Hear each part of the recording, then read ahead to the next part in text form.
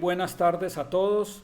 Hoy, sábado 18 de marzo de 2023, estamos realizando el 88º Conversatorio Sabatino de Historia de la Academia de Historia del Valle del Cauca. Hoy tenemos como conferencista al doctor Armando Barona Mesa, vicepresidente y actualmente presidente encargado de nuestra institución, quien nos va a dar la segunda parte de su conferencia titulada La regeneración y la separación de Panamá, cuya primera parte se hizo el sábado 4 de marzo. Armando Barona Mesa es abogado de profesión, se graduó en la Universidad del Cauca, doctor en jurisprudencia, es abogado penalista con una larga trayectoria en su profesión, muy exitoso. También ha ejercido la rama del derecho administrativo. Él ha tenido una trayectoria en el sector público, en todos los cuerpos legislativos, en el Consejo Municipal, Asamblea Departamental, Cámara de Representantes y en el Servicio Diplomático de la Nación.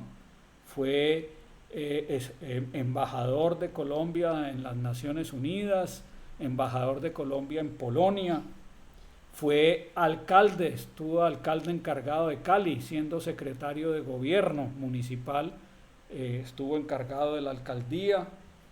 Él es historiador, pero también es poeta.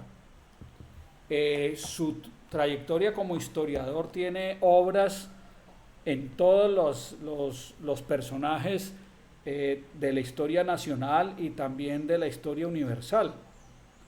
Entre sus libros están Momentos y personajes de la historia, una obra en 3 tomos que recoge gran parte del conocimiento de los sucesos de la humanidad. En el área de historia regional, su obra importante Cali Precursora, donde presenta en detalle todos los hechos asociados al acta del Cabildo de Cali del 3 de julio, luego del movimiento de las ciudades confederadas, todo lo que ocurrió con Joaquín de Caicedo y Cuero hasta su fusilamiento, particularmente pues para mostrar por qué Cali puede ser considerada como precursora en la causa de la independencia. Está el libro 3 momentos históricos, del cual forma parte su estudio sobre la regeneración y la separación de Panamá, objeto de esta conferencia. Está su libro titulado El magnicidio de Sucre, juicio de responsabilidad penal, donde presenta desde el punto de vista del derecho penal los motivos y las conclusiones que se pueden sacar alrededor del magnicidio de Antonio José de Sucre. Su obra titulada Nariño y Miranda, 2 vidas paralelas, donde presenta a estos 2 grandes personajes de la historia. Su obra en 2 tomos, Córdoba, Gloria y asesinato del héroe, publicada en el año 2019. Y recientemente su obra titulada Bolívar, su gloria y triste final, publicada en octubre del año pasado. Pero Armando Barona Mesa también ha publicado obras de literatura, de poesía. Están las obras Los dioses hechiceros, sobre mitología griega, Notas del caminante, con una selección de prosas y ensayos. Entre sus obras poéticas se encuentran Ciudad de corazón negro, Entre luces y sombras, Canciones de invierno, La ronda de las Hespérides, Poemas sobre el viento, La sombra del ruiseñor. Armando es vicepresidente de la Academia de Historia del Valle del Cauca, actualmente presidente encargado, pero también es miembro de la Academia de Historia de Santander y es miembro honorario de la Sociedad Bolivariana de Colombia. Entonces, le cedo la palabra a Armando para que inicie la segunda parte de su conferencia, La regeneración y la separación de Panamá. Muchísimas gracias, Mario. Muy generoso, me anonada. Yo soy básicamente, lo dije el otro día, un tímido. Y todo eso me llena de timidez. He tenido que vencer la timidez. Y cuando uno vence la timidez, adopta una postura un poco contraria. Por lo tanto, la gente piensa, en líneas generales, que yo soy un engreído, que soy un vanidoso. Y es todo lo contrario. Tengo que armarme de mucho coraje para decir un discurso. Alguna vez yo temblaba en las Naciones Unidas cuando me tocó por primera vez, en nombre de Colombia, eh, decir un discurso en contra del señor Augusto Pinochet. Y todo el mundo me miraba sereno, pero yo temblaba y temblaba y temblaba. Ni siquiera me quité el audífono, que es la primera señal de que lleva la palabra. Entonces, esas son deficiencias del ser humano. Yo pues no me puedo quejar de eso. He hecho un vencimiento en lo posible y he podido hacer mi vida de una manera normal. He pasado la vida estudiando. Mi vida ha sido una vida llena de inconvenientes, de contradicciones. Siendo un niño me tocó salir de Cartago con mi padre, mi madre y mis hermanas en medio de una violencia atroz, de lo cual no quiero recordar ni la voy a recordar.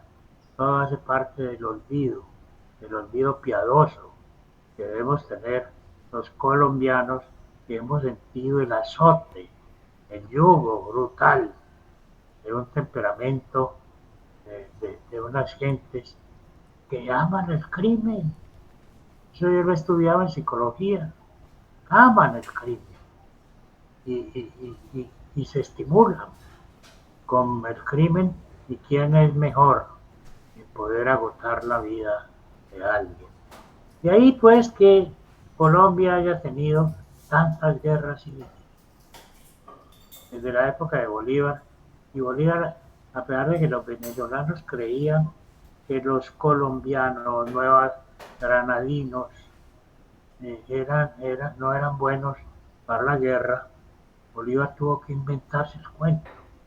En el diario de Bucaramanga dice que él se inventó lo de Ricaurte en San Mateo y lo de el otro gran guerrero, Atanasio Girardot.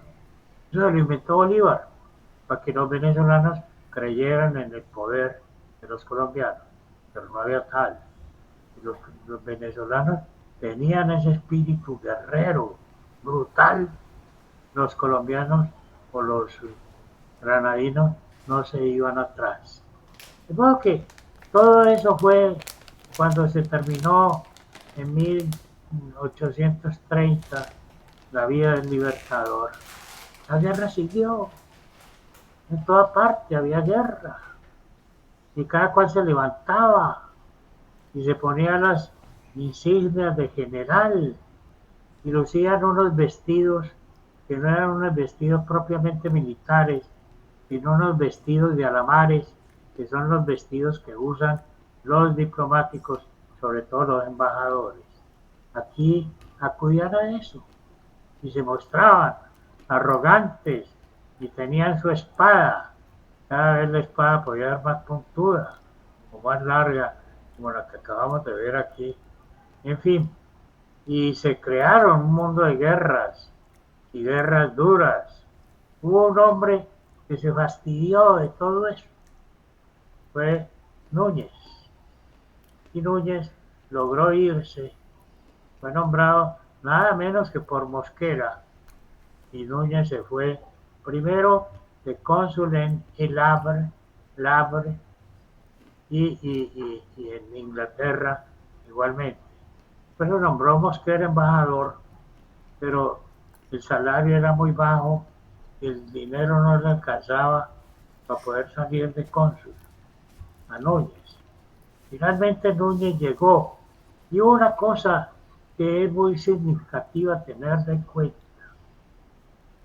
desde luego yo no hablo de política ni como político, simplemente recuerdo y es bueno recordar, porque recordar es acudir a la memoria y la memoria es la historia y la historia es el hombre.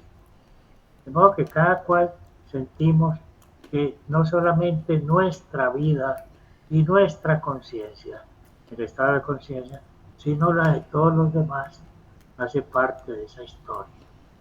Por eso a los que estamos aquí reunidos nos encanta la historia y yo diría que en líneas generales a la gran parte de la humanidad le ha gustado la historia, unos porque la han escrito y otros porque la han leído. Es un punto pues muy importante. Núñez llega y se da cuenta que los radicales de Colombia eran aquellos personajes tan liberales que llegaron traicionando un poco a Mosquera, que convocó la Convención de Río Negro, traicionando ese pensamiento de Mosquera, triunfador en la batalla contra don Mariano Ospina.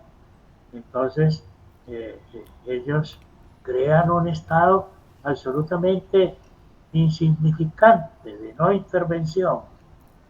Era el Estado del laissez-faire, laissez-passer, dejar que hagan, dejar que pase. Y un Estado que tenía solamente ejercicio presidencial 2 años. Y además no podía intervenir en los negocios de los mercados. Ellos eran absolutamente manchesterianos, aquellos radicales. Núñez adquiere un pensamiento distinto, hay que decirlo. Núñez se mete estudiando en Inglaterra y estudiando porque era un gran estudioso en Londres y además escribió una serie de ensayos que son muy importantes para leer y abrevar ese pensamiento de Núñez cuando él llega, regresa a Colombia y se vuelve a meter en la política. Además porque todos aquí tenemos una vocación política. Aún el que no tenga una vocación política, como el señor Marroquín, por ejemplo, termina gustándole la política. Y cuando en aquella regeneración que se inicia con Núñez y con don Carlos Holguín, que fue un hombre muy importante, tal vez de aquí, del Valle del Cauca. Don Carlos Holguín era un hombre apuesto, señero, altivo. Decía Abelardo Borero Benavides que tenía una gran vajilla y con esa vajilla hacía toda la política.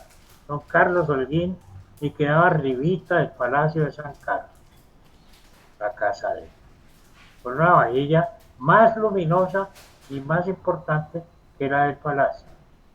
De modo que don Carlos Holguín, un personaje de mucha vanidad, de mucho orgullo, de mucha valencia. Y don Carlos Holguín es el que coadyuva con Núñez, a quien no le gusta el ejercicio del cargo de poder, como no le gustaba a Bolívar. Bolívar abominaba el ejercicio del poder.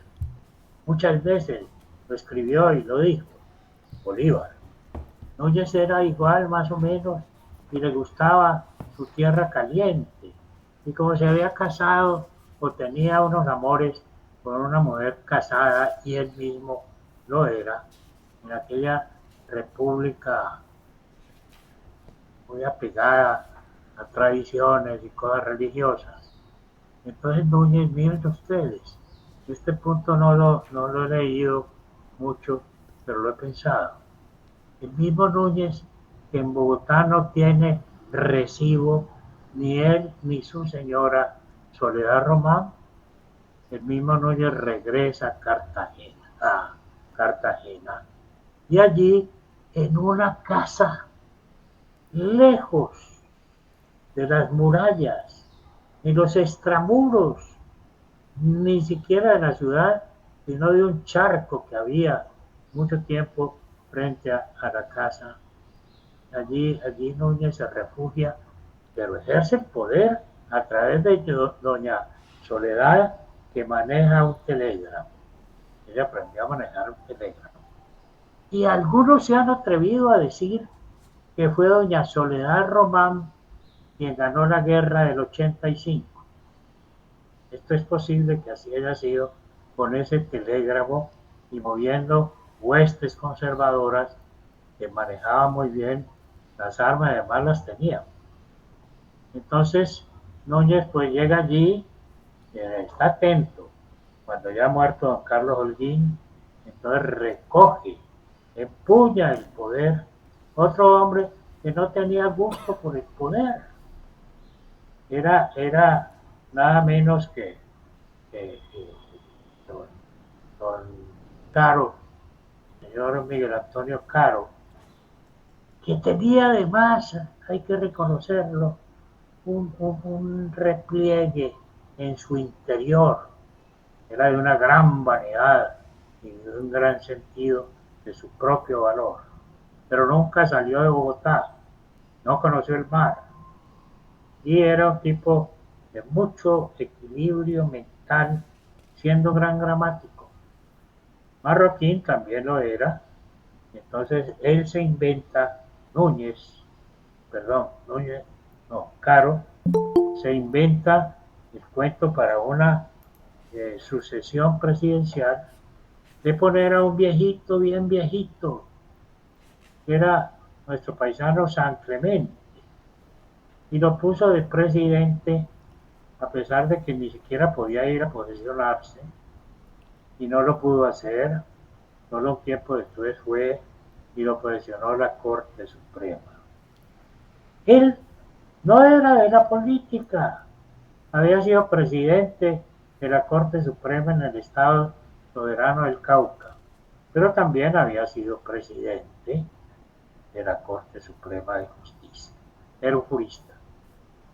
El señor Marroquín había escrito como gramático, que era el tiempo de los gramáticos, y había escrito dos obras.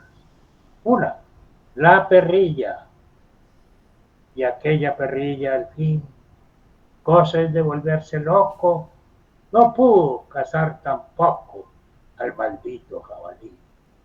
Esa era la poesía del señor Marroquín. Y otro que decía lo que puede la edición. Y lo que puede la edición era exaltando la edición más que el contenido de los libros. Había una ironía allí, pero muy lejos de buscar la política. Sin embargo, como el señor San Clemente no puede perfeccionarse, entonces Marroquín lo hace como vicepresidente. Y les gusta. Y cuando el señor Caro busca la manera de activar nuevamente al señor San Clemente, ¿qué hace con el concurso de algunos personajes de parroquia conservadores? Entre ellos un personaje muy importante, que es don Carlos Martínez Silva. Organiza un golpe de Estado contra San Clemente. El pobre San Clemente lo amarra, así se decía en el lenguaje de esos años, lo amarra y además lo meten a una jaula y pasa una vida final, resto final, muy dura, y muere de tristeza, cargado de años. Y entonces Marroquín, con un hijo que es un muérgano que anda haciendo negocios, como ciertos hijos por allí. Hubo uno que Laureano llamó el hijo del ejecutivo. Lo estoy contando nuevamente como anécdota. Laureano y le hizo un gran combate. Ese hijo del ejecutivo era López Mackenzie. Injusto, era Laureano. Laureano era un tipo terrible, combativo a morir. Bueno, entonces allí ya se ha conformado la regeneración. Y el señor Marroquín comienza a sentir el deseo. Hay una cosa tan diciente que tal vez lo había dicho en la primera parte de esta charla, de conferencia.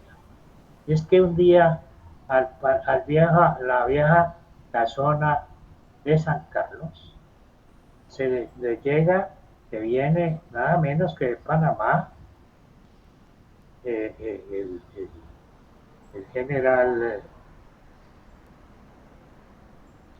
de aquí, y llega allí y le dice Marroquín, le dice, oh, qué bueno, no hay mal que por bien no venga.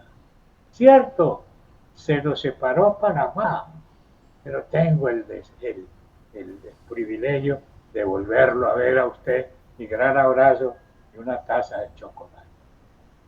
Esa era una combinación rara, el chocolate y las colaciones. Y allí en medio de eso planeaban la muerte de los liberales que se habían levantado o se tenían que levantar, lo anuncia Uribe en un mensaje al Congreso cuando él era el único parlamentario liberal que había. Y Uribe les anuncia que no lo fuercen al Partido Liberal a emprender la toma de las armas. Pues lo obliga. Y hay algo muy especial. Un tipo así como Marroquín, y Uribe arma su pequeño ejército, muy pequeño, y se va a caballo, tomando esas rutas de los Andes para Bucaramanga. Allí entra la guerra de los 1000 días, allá llega el general Herrera y allá llegan otros generales del viejo estado de los grandes liberales de esa época. Bien, estalla la guerra civil de los 1000 días. 1000 días, es decir, 3 años un poco largos en guerra, brutal guerra. ¿Y qué pasa mientras tanto que el señor Marroquín, cuando los liberales querían hacer la paz y buscaron la paz? Y hay varios documentos de Uribe buscando la paz y de Herrera, y el general Santos Acosta, que era allá de Bucaramanga. No, este envalentonado ni siquiera ya oía a don Carlos Martínez Silva, que había sido promotor de ese golpe, pero que además era un gran demócrata, Martínez Silva. Entonces él es nombrado ministro de Relaciones Exteriores. Pero cuando se ve venir el problema de Panamá, entonces, ¿qué hace Marroquín? Lo manda de delegado a los Estados Unidos. Y allí llega el señor Carlos Martínez Silva a negociar un tratado. La historia es larga, muy larga. Todavía ha comenzado con el ferrocarril. ¿Y de quién fue la idea del ferrocarril? Y por supuesto el ferrocarril que atravesara el istmo, pero que además supondría la llegada de un nuevo canal que acaban de celebrar el señor Lesseps, el canal en Egipto. Entonces, esa idea que fue del general Mosquera era un hombre que fusilaba sin detenimiento de nada, nada lo detenía, pero era un hombre progresista en el sentido, no en que ahora lo toma, sino en el sentido de buscar el progreso, de mirar el porvenir. Entonces él ve que hay necesidad de establecer ese canal interoceánico en el istmo de Panamá. ¿Y qué hace? Manda a construir él, a través de unos contratos y unas cosas de gobierno colombiano no podía hacerlo, y entonces se construye el ferrocarril de Panamá. Fue una obra de Mosquera, y fue una obra neogranadina, Ya entonces se llamaba Colombia este país. Bueno, en ese momento los franceses, con la experiencia de Lesseps, pero Lesseps no alcanza a llegar a Panamá. Lesseps está viejo, más de 60 años, es un anciano en aquella época. Hoy en día, no, hoy en día se prolongó la vida. Hay sardinas de 70 añitos muy bien tenidos y hay personajes con cúmulo de años, hombres, pero llenos de energía y de vigor, sobre todo de mente abierta. Eso pues está pasando allí. Entonces los franceses logran venirse y pierden. Lo que nadie había calculado es que en ese abrupto eh, sistema geográfico que es Panamá, allí habría de llegar la peste, los zancudos más violentos que ha habido en Panamá. Y otra cosa de muerte, ¿no? Que a los franceses les fue terrible y los franceses tuvieron que aportar una, una cuota de mártires, de gente sacrificada muy grande. Además perdieron mucho dinero y se formó una quiebra de Francia. Es entonces cuando el señor Teodoro Roosevelt, que todavía no ha llegado al poder, hay un señor de apellido Taft, que es asesinado como presidente de Estados Unidos, y el vicepresidente es Theodore Roosevelt. Con Theodore Roosevelt la cosa es muy distinta. Y entonces, Theodore Roosevelt comienza a hacer un juego doble. Y es entonces cuando Marroquín envía a Martínez Silva, y después como Martínez Silva no se presta para sus traiciones contra los liberales, entonces lo destituye. Y nombra ya a don a este que fue presidente de la República. Bueno, este llega a Washington y ¿cómo era? González. Y llega a Washington y entonces comienza a trabajar conforme las instrucciones que le da Marroquín, y detrás de Marroquín su hijo malvado, que era un corrompido, buscando dinero y buscando matar gente liberales. En ese momento, tanto Uribe como eh, Benjamín Herrera están listos a la paz y hacen la paz, a pesar de que ambos están victoriosos en su combate en la guerra civil. Hacen la paz para facilitar las cosas. Pero la cosa ha ido mucho más lejos. Y traidores siempre ha habido. El dinero atrae, el brillo de las monedas, en un pañuelo o en lo que sea, atrae.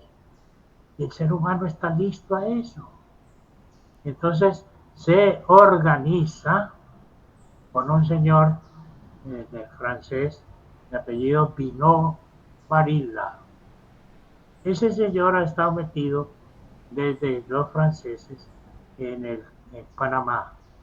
Y este tipo, que además Marroquín lo llega a utilizar, entonces el tipo traiciona. Y un día se va para Washington y en Washington va a presentar el proyecto de, de, de, de tratado, y entonces cuando lo ponen frente a frente al señor presidente, entonces él le propone la traición, que le den $100,000 y con $100,000 él arregla el paseo. En ese momento El Partido Conservador se trata de devolver de las felonías que había hecho. No estoy hablando de política, estoy rememorando historia. Y entonces el Partido Conservador trata de recuperar algunas cosas de eso. Ah, pero vino Varila, llega con los $100,000 y comienza a repartir, fuera de lo que él se echa al bolsillo. Entonces, es en ese momento cuando ha llegado el tratado firmado por el delegado colombiano y por el señor Hay, que es el secretario de Estado norteamericano. Llega al Congreso. El Congreso al Senado, porque en aquella constitución era el Senado el que debía aprobar los tratados. Y eso duró en la constitución de Núñez. No era la Cámara la que aprobaba el tratado, era solamente el Senado. Bien, entonces llega y don Miguel Antonio hace parte de ese Senado que es de 24 personas. Senado. Tiene una orejola muy grande, don Miguel Antonio. Entonces lo primero que le ocurre decir, esto no es un tratado, esto es una convención y por lo tanto no requiere lo que requiere un tratado. Y allí se pegó don Miguel Antonio para desconocer ese tratado que finalmente aprueba. Hasta aquí yo diría que me he vuelto a recordar una sinopsis de lo que fue la primera conferencia. Ahora entremos a leer lo que escribí. El señor Miguel Antonio Caro, perdón, el señor Concha, es el señor Concha es el delegado de Colombia en Estados Unidos. Él ha llegado a reemplazar a Carlos Martínez Silva. Y entonces, cuando se ha ordenado y firmado el tratado, miren ustedes, todavía no se ha firmado el tratado, lo que le manda a decir el señor Hay en esta carta con órdenes directas de Roosevelt. Departamento de Estado, Washington, abril 21 de 1902.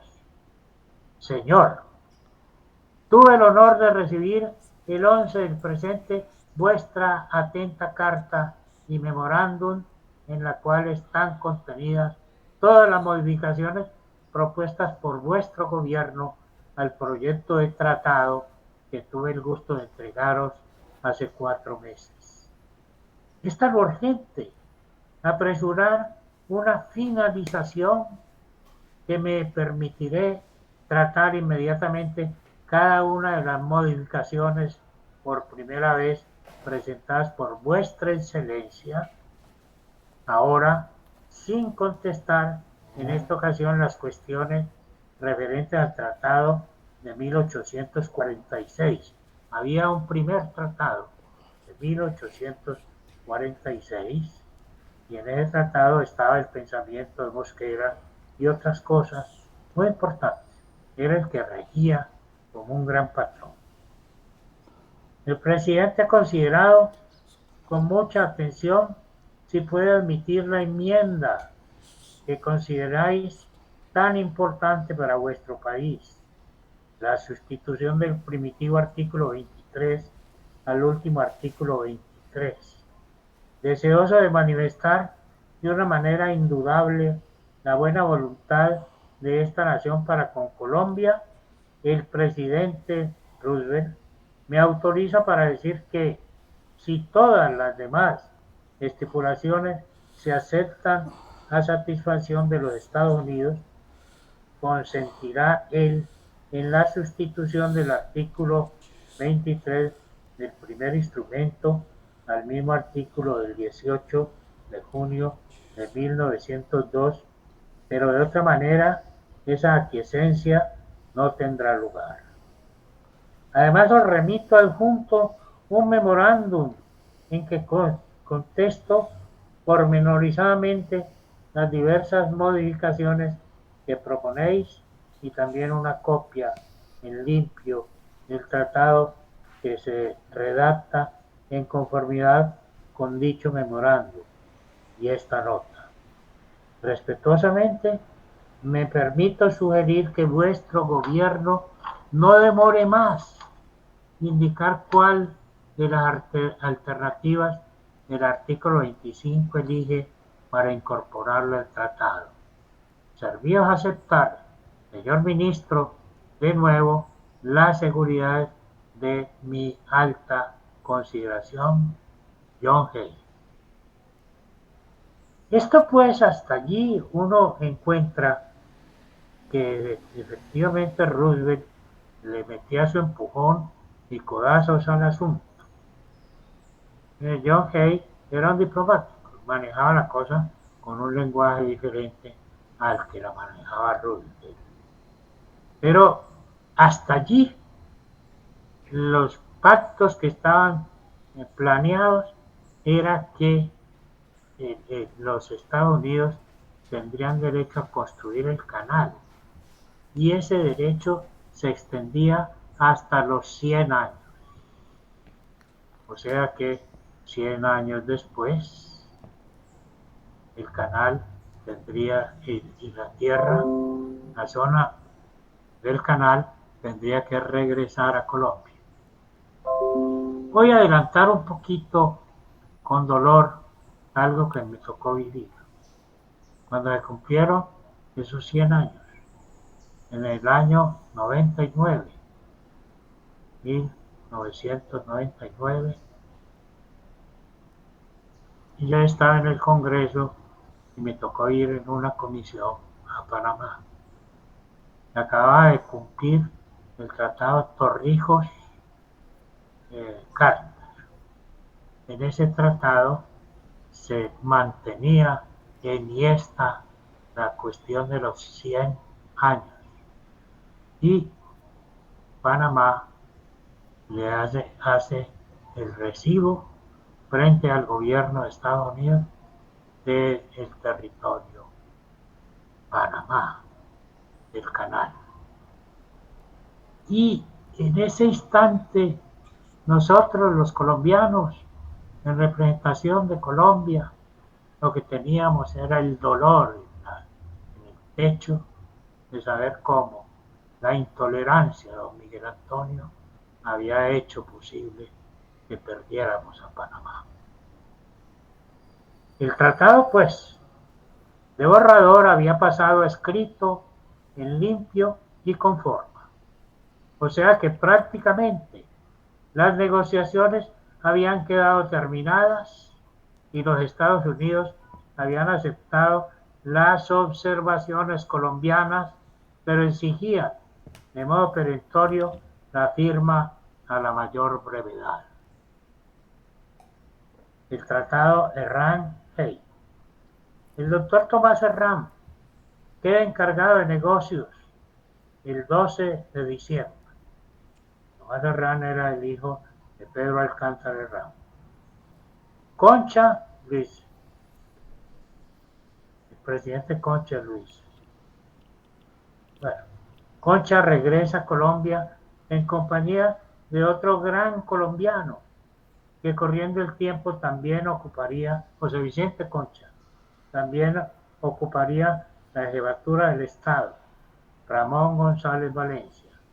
Concha no renunció, ni fue destituido.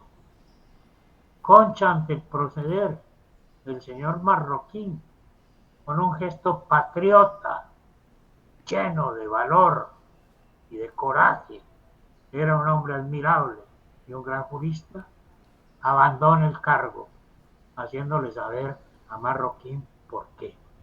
Había descubierto la traición que fraguaron con el señor Lorenzo Marroquín. Bien, entonces el doctor Herrán queda encargado de negocios y el señor José Vicente Concha regresa. El señor Marroquín y su ministro de Relaciones Exteriores le envían un cable en el que lo legitiman en los siguientes términos. Como encargado de negocios es usted primer diplomático. Este es Herrán. El gobierno de Colombia le confiere plenos poderes para adelantar negociación Canal de Panamá.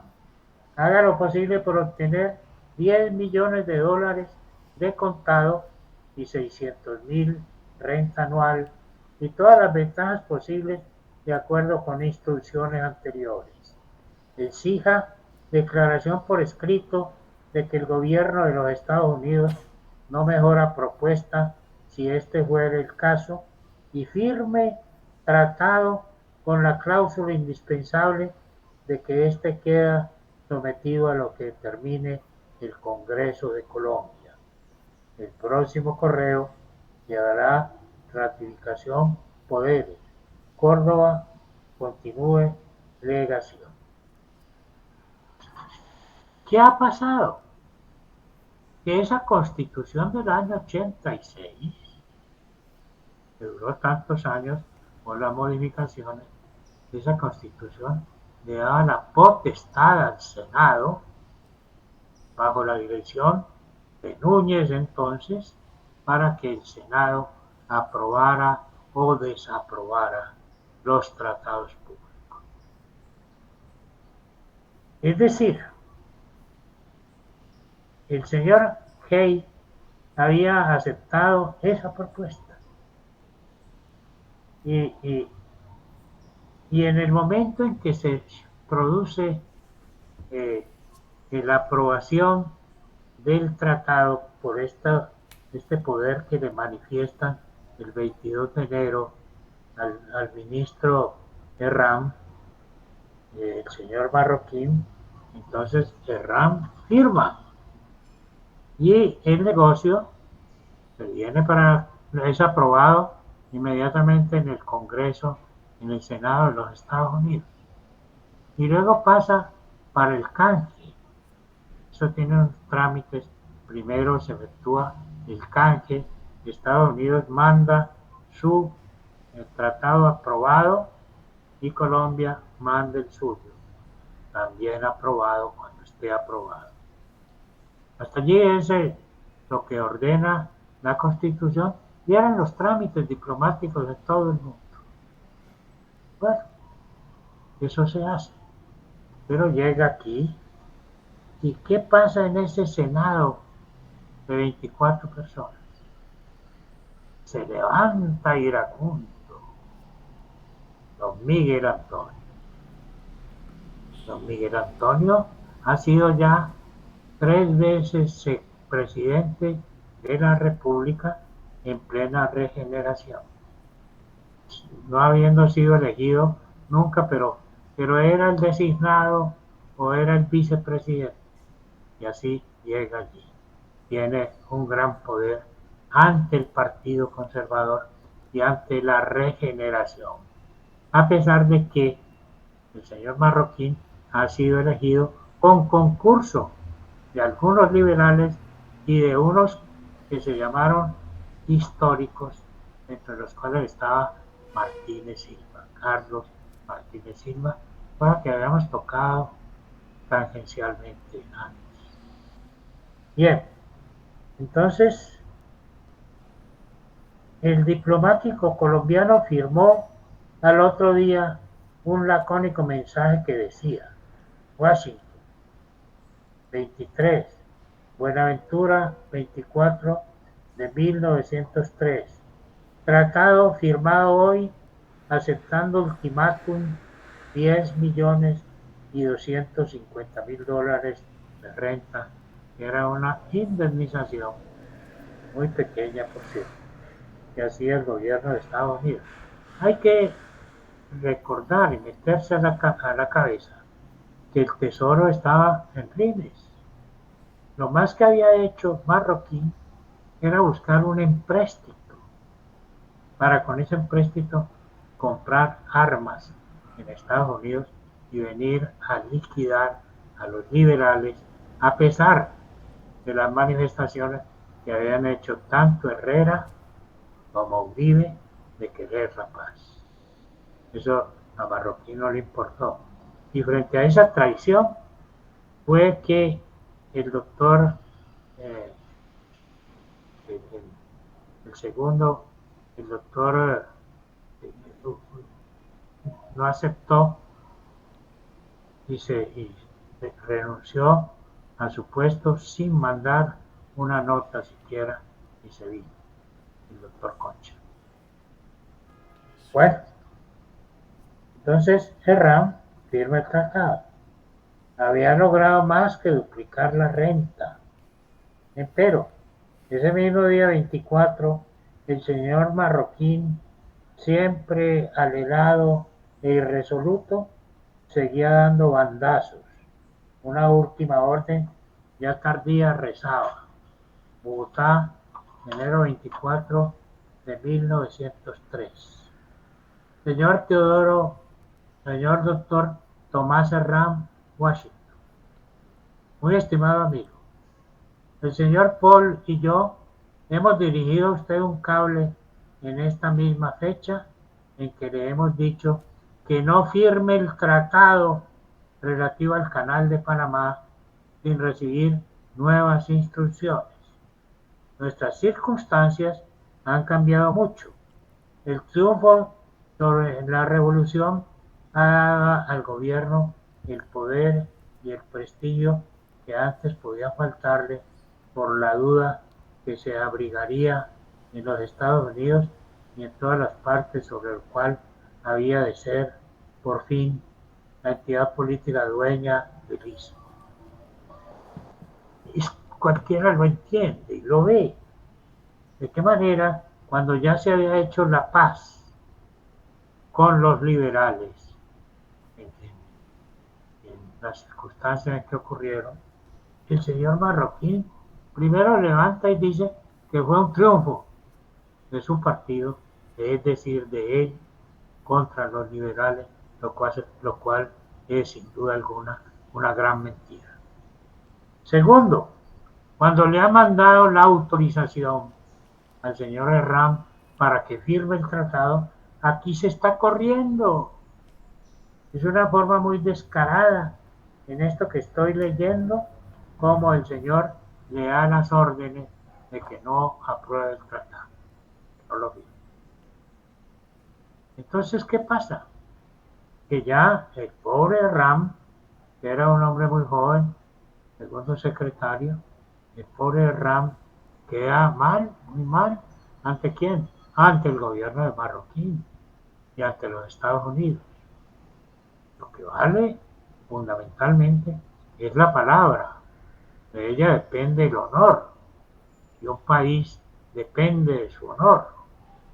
Esto pues comenzó a dañarse terriblemente. La opinión general en Colombia, o por lo menos la más digna de ser atendida, es la de que no se apruebe el tratado en las condiciones propuestas por el gobierno de los Estados Unidos. Se quiere menor menoscabo para nuestra soberanía y se desean ventajas pecuniarias mucho mayores que las ofrecidas. Esto sigue diciendo Marroquín. Lo que quiero ahora es no manifestar mi opinión sin consultar la del Congreso, el cual, por fortuna, se reunirá dentro de 2 meses. Creo que el gobierno americano no necesita con urgencia conocer aquella opinión. Esto es absolutamente inconcebible. Marroquín debía saber y lo sabía todo el mundo. Allí estaba Theodore Roosevelt. Con Theodore Roosevelt la cosa no era jugando. Theodore Roosevelt había hecho una guerra en el norte de África y había llegado allá él mismo, trotando. Entonces imagínense ustedes lo que ha pasado con ese tratado, que finalmente era bueno. ¿Por qué? Porque suponía, como ya lo dije antes, el regreso de la soberanía a Colombia. El Congreso, los debates. El orden jurídico estaba roto como consecuencia del cruento casus belli.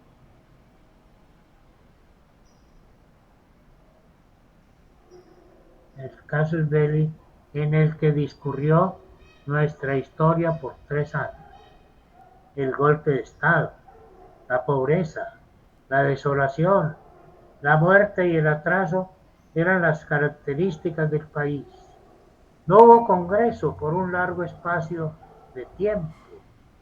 Se legislaba por el estado de sitio de la Constitución de 1886 e invocando un mal llamado derecho de gentes, con cuya citación se levantaban los cadalsos y se abrían las mazmorras. Y en medio de tal estado de cosas, Marroquín, un poco previsor, piensa que el tratado debe ir a un congreso que no existía y entre cuyas funciones específicas estaba la aprobación de los tratados públicos. Se elige entonces el Congreso. El Senado está compuesto por 25 personas, dije 24 años, entre las cuales estaban Marcelino Arango, Miguel Antonio Caro, Guillermo Quintero Calderón, Joaquín F. Vélez, José María Uricoechea, E. de Narváez, L. Pacheco, Pedronelo Espina, Antonio Gómez Restrepo, Luis M. Mesa, Fernando Angulo, José María Rivas Grud, R. Zárate, E. B. Ferrey, M. Peñarredonda, I. Saavedra y Rudecindo Gómez. Son 16. Ante ellos manda el importante tratado con los Estados Unidos el vicepresidente Marroquín con una simple nota.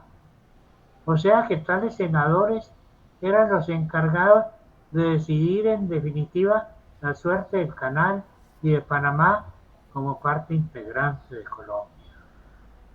Al llegar tal instrumento al Senado, se presentó de inicio una confusión original propuesta por don Miguel Antonio.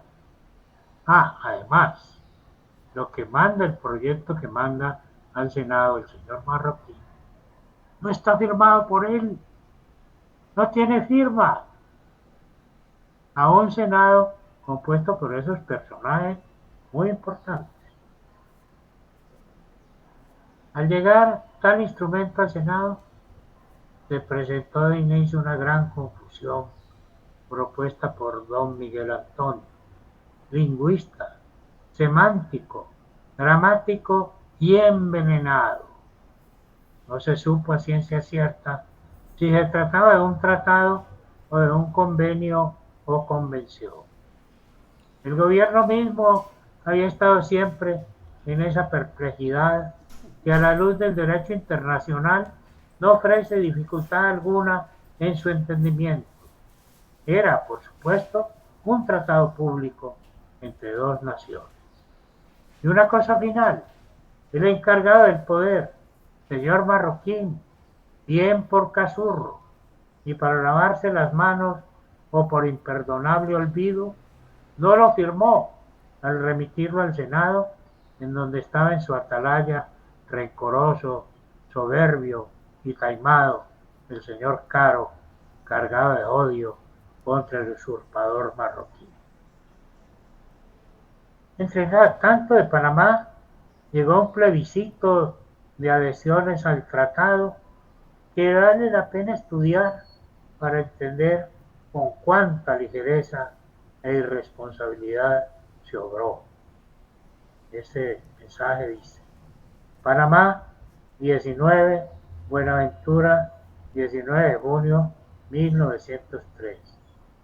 Vicepresidente República Colombia, marroquí.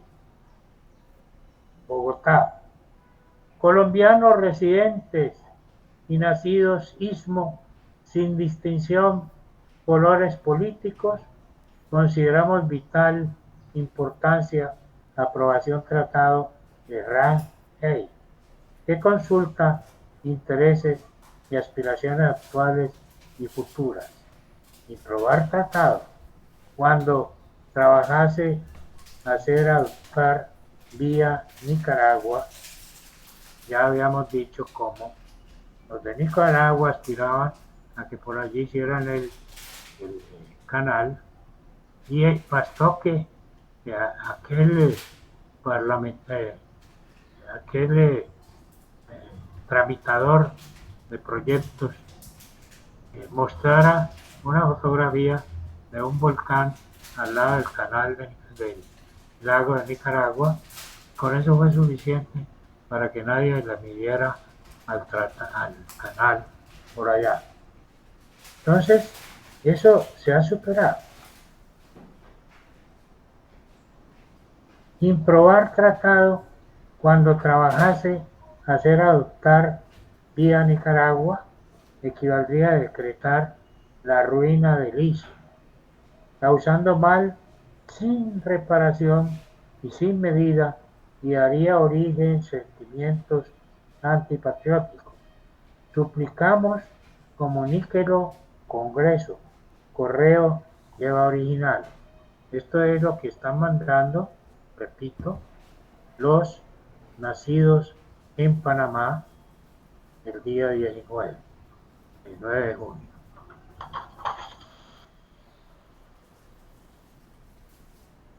Firma Nicanor A. Obarrio, Eusebio A. Morales, José Agustín Arango, Federico Boy, Manuel Amador Guerrero, y sigue una larga lista. A posteriori de los desgraciados sucesos, Marroquín, en su informe al Congreso, del que ya hablamos antes, consigna, comillas, el Tratado de Ran-Hey era un hilo que unía el istmo de Panamá con el resto de la nación, y el Senado lo rompió.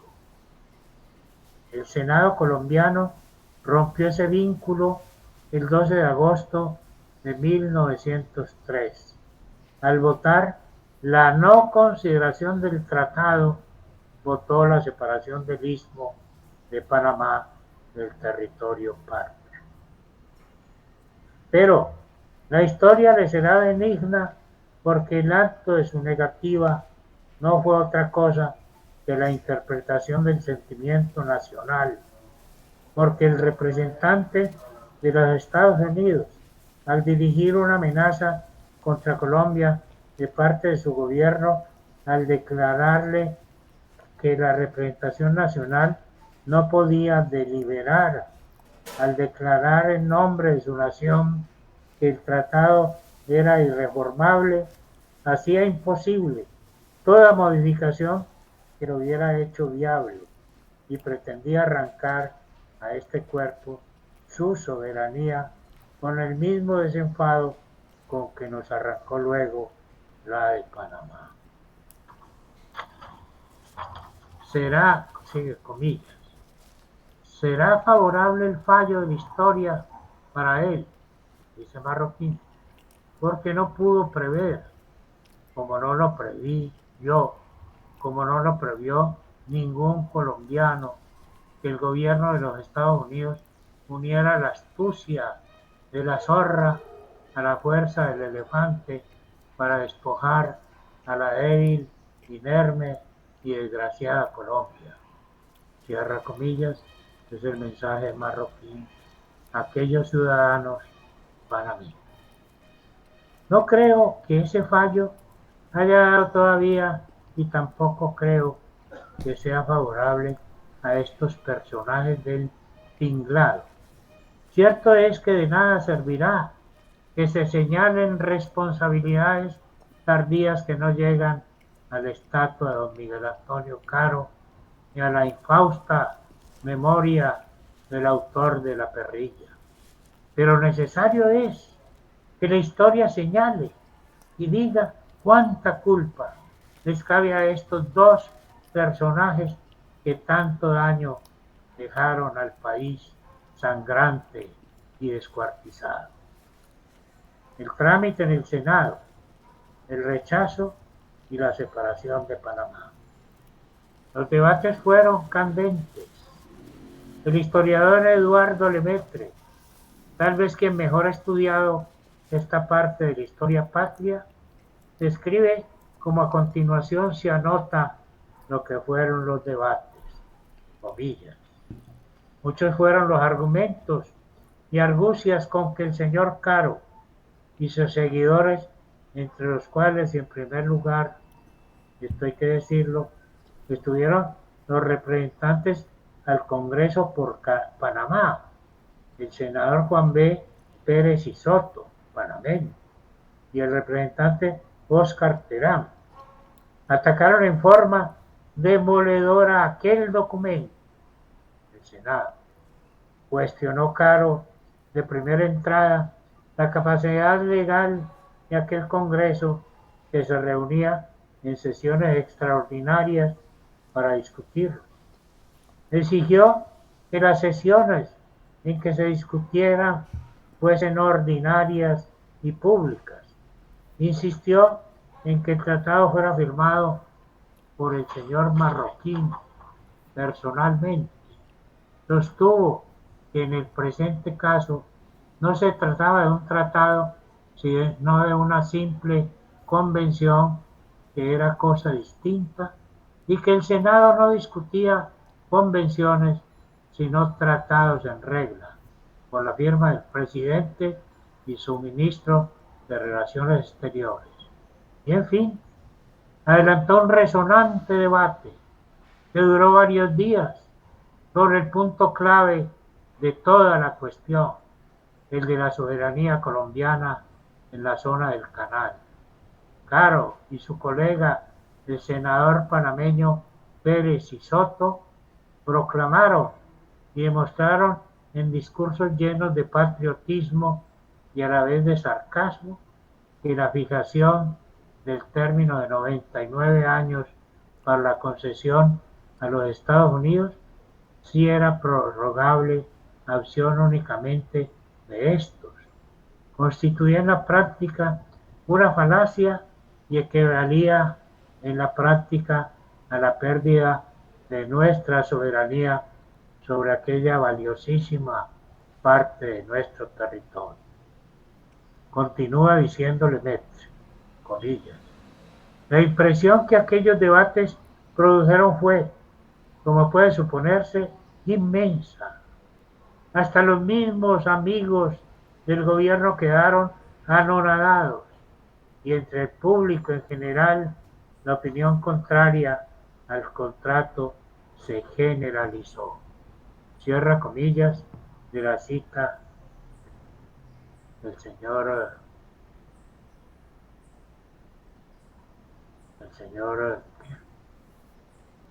como ocurre siempre, el asunto pasó a una comisión absolutamente obcecada en quisicosas de menor cuantía, formalismos y falsos sentimientos patrióticos sin sentido del momento histórico y el peligro que vivía Colombia.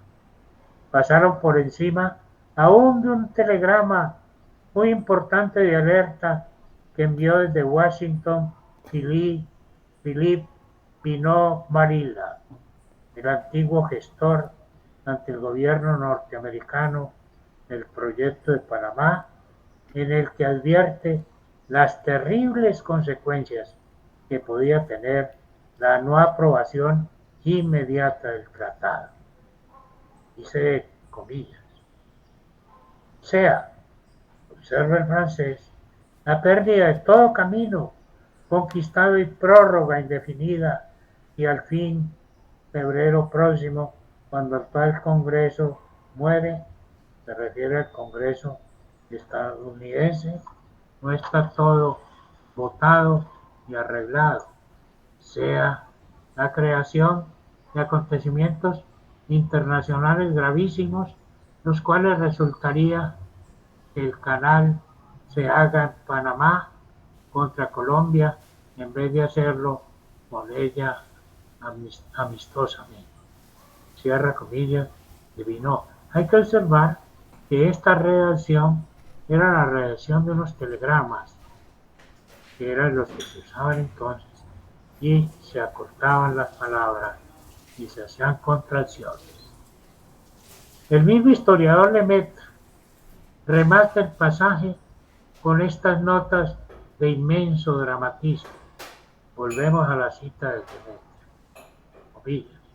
Ahora bien, la comisión se tomó su tiempo, mientras que un resplandor de relámpagos iluminaba las ventanas de la Casa Blanca en Washington, desde donde el presidente Roosevelt, iracundo, al conocer todas aquellas ocurrencias, lanzaba rayos y truenos contra Colombia y su gobierno y comunicaba textualmente al secretario de Estado, Mr. Hayes, comillas, indíquele a Beaupre era el ministro plenipotenciario en Bogotá, muy joven e inexperto, que sea tan duro como pueda, le ordena Roosevelt.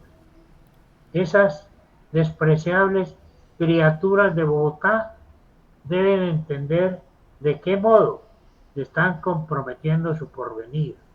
Cierra comillas. Las presiones, pues, del señor Beaupre se acrecentaron.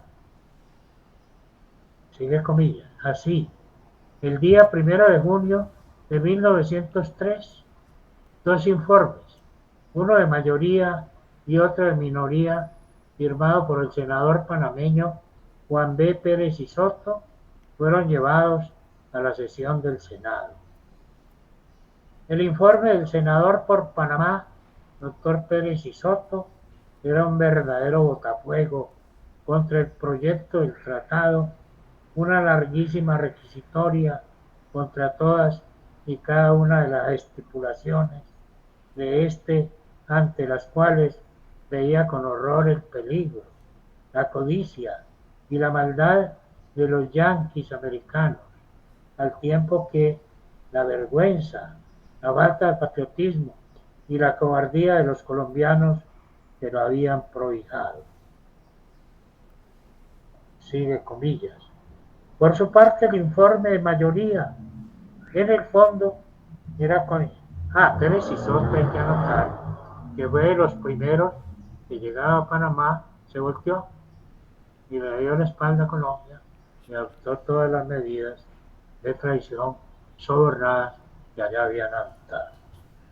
Por su parte, el informe de mayoría, en el fondo, era coincidente con la opinión de absoluta inconveniencia expresada por el señor Pérez y Soto.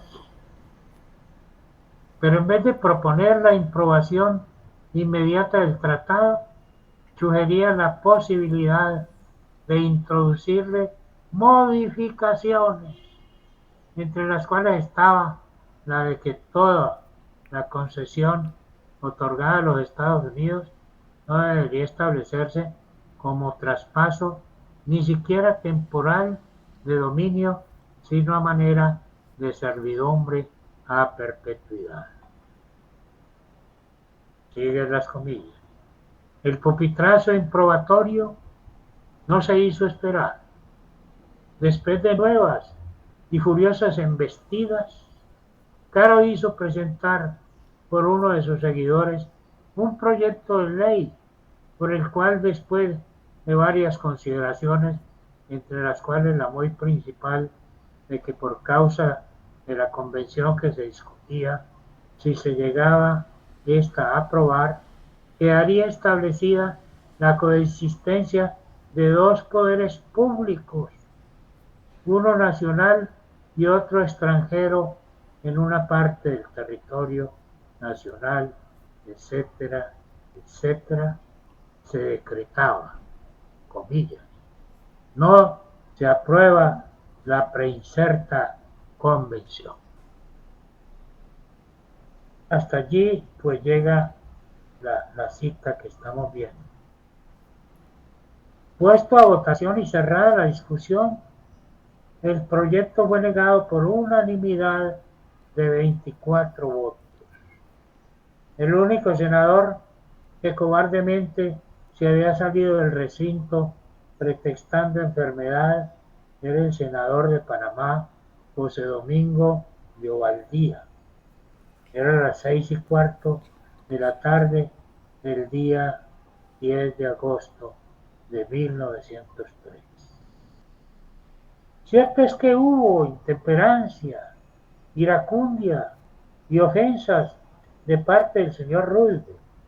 Así era él, hosco, brutal, ansioso, prepotente e hiperactivo. No era ser de espera. Creía en la fuerza bruta como decisoria de los grandes problemas. Él mismo bolseaba y era cazador inclemente. Cazó un oso gris que convirtió en el símbolo de su poder. Lo hizo embalsamar y lo colocó en la Casa Blanca en lugar principal.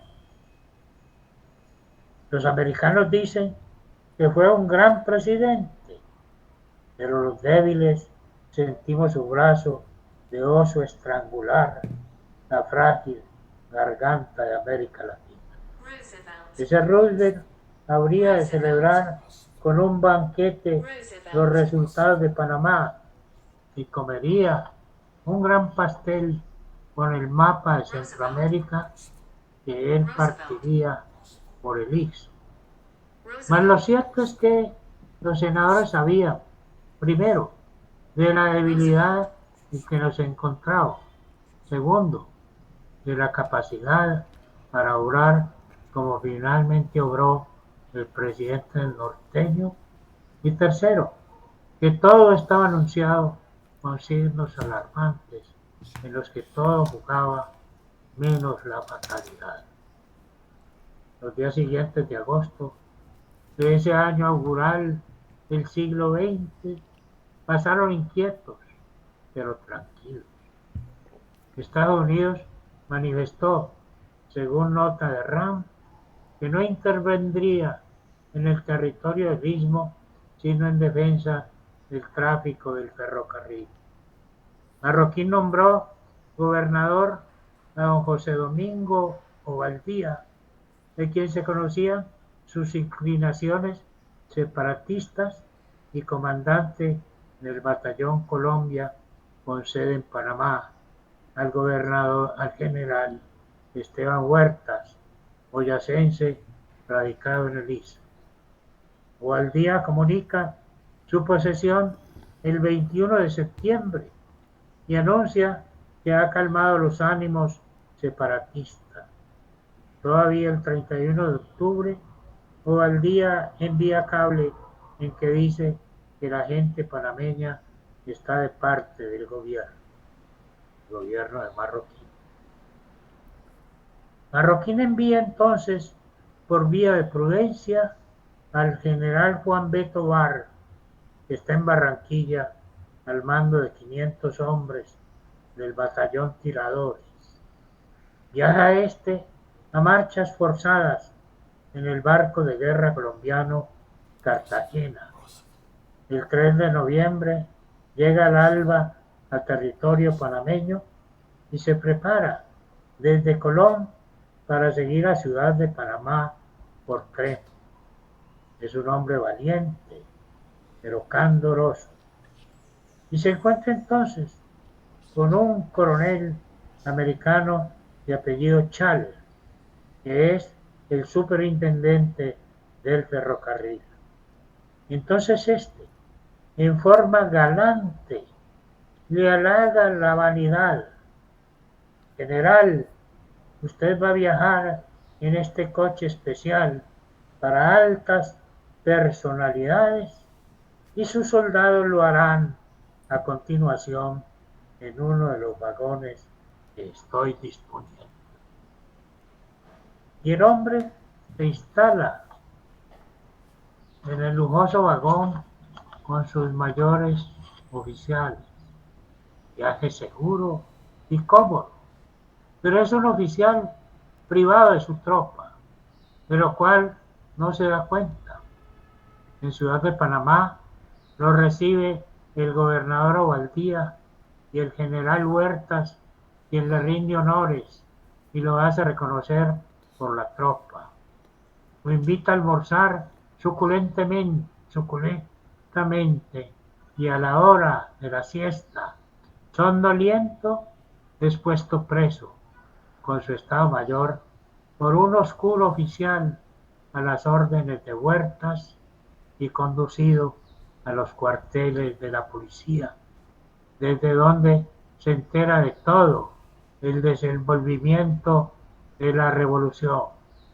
Las fuerzas del batallón Colombia salen a la calle a respaldar a los conjurados al mando de otro colombiano residente en el Istmo, don Manuel Amador Guerrero. Este, médico, al servicio de los Estados Unidos en el ferrocarril, había estado comprometido desde días atrás en la conjura. Odiaba el régimen de Marroquín porque el hijo del presidente, Lorenzo Marroquín, de tantas y funestas andadas en la política, le había birlado una senaturía a la que aspiraba. El asunto de las intrigas se desenvolvió más o menos así. Cuando se aprobó el tratado, el francés Binot Marilla, pendiente de una buena comisión por sus servicios al gobierno de Colombia, no tuvo inconveniente en dar la vuelta sobre sí mismo. Cambió inmediatamente de patrono y se fue hasta la residencia campestre del presidente Roosevelt en Sagamore Hill, y estando en su presencia, le propuso que en vez de ocupar el territorio panameño o de entrar en una guerra con un país muy débil, lo que debía hacer era favorecer una revolución de la que él, el francés, conjuntamente con el abogado Cromwell, del que hemos hablado antes, y también asesor de Colombia, se encargaría, al igual que la firma de un nuevo tratado con Panamá como república independiente. Roosevelt sonrió.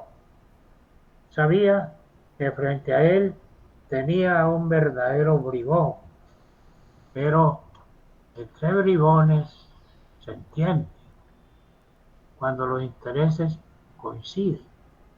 Así pues, dio luz verde y abrió las arcas para que de allí pudieran girar el dinero necesario los miembros de esta cofradía, a los miembros de esta cofradía de felones. El movimiento Cromwell y Binot Marilla vieron como personaje propicio al doctor Manuel Amador Guerrero por lo respetable y por lo resentido que estaba con Marroquín y el centralismo volcán. Y lo llamaron a Washington, y Guerrero fue. Le ofrecieron en efectivo para la causa revolucionaria la estruendosa suma de $100,000 que le serían entregados cuando en un documento de fecha futura la Junta Revolucionaria acreditara como ministro plenipotenciario al francés ante el gobierno de Estados Unidos, con plenos poderes para negociar el reconocimiento del nuevo Estado y gobierno y un nuevo tratado del futuro canal. El doctor Guerrero aceptó encantado y obró como se convino, o sea que recibió el dinero y de allí le entregó al general Esteban Huertas $25,000 que sirvieron para sobornar al resto del personal. Todo estaba planeado y bien acordado para ese 3 de noviembre de 1903. Y así se hizo, al pie de la letra. Cuando los 500 soldados colombianos iban a abordar el tren tardíamente en Colón, ya había arribado con precisión cronométrica el crucero Nashville, cargado de tropa, de cañones de muy largo alcance y de lo más moderno en equipos de guerra. Melancólico epílogo con que se cerraba una dolorosa página de incompetencia y torpeza. Era como lo que Gabriel García Márquez, muchos años después, habría de llamar la crónica de una muerte anunciada. Crucero colombiano Bogotá surte en las aguas del Pacífico en Panamá. Enterado de la situación, hizo algunos disparos, no con mucha fortuna. Solo murieron, como la nota de Metre, un burro y un chino. El Cartagena surto en Colón, llevó anclas y volteó su proa hacia Colombia, dejando en puerto a los 500 hombres del ejército patrio, los cuales, después de algunas escaramuzas con los norteamericanos, entraron en negociación salpicada de licor, y el comandante, coronel Torres, terminó recibiendo $5,000 para transporte de su tropa y una letra de cambio por otros 3,000 que entregó a sus superiores al pisar territorio colombiano. Panamá ya era extranjera después de 82 años de haber sido parte integrante de nuestro territorio. 3 días después, el 6 de noviembre, Estados Unidos reconoció el nuevo Estado y luego lo hicieron todos los demás países. Y pasado un corto tiempo, vino Varela como ministro plenipotenciario, tal como estaba convenido, elaboró un nuevo tratado en que quedaban consignadas las cláusulas de la cesión a perpetuidad de la franja del canal que tanta mortificación había causado a don Miguel Antonio Caro y la que después sería modificada por el Tratado Carter-Torrijos. Y lo más curioso de todo esto es que el gobierno de Bogotá solo tuvo conocimiento de lo que había acontecido en Panamá el día 5, por un mensaje del ministro colombiano en el Ecuador que decía, comillas, señor ministro de Relaciones Exteriores, telégrafos nacionales, urgentísimo, comunican de Panamá que ayer a las 6 p.m. efectuóse allí movimiento separatista proclamando independencia del istmo, que gobernador y generales Tovar y Amaya están presos. Suplícase a autoridades de tránsito enviar por posta este telegrama donde el telégrafo esté interrumpido. El telégrafo está interrumpido. Y Sasa. Cae el telón para los colombianos, pero para Panamá se abría un nuevo horizonte, el horizonte de la independencia. No obstante que, si el tratado, como lo dije antes, se hubiera aprobado tal como había sido convenido con José Vicente Concha, nosotros en ese final de 1999 habríamos recibido la totalidad del territorio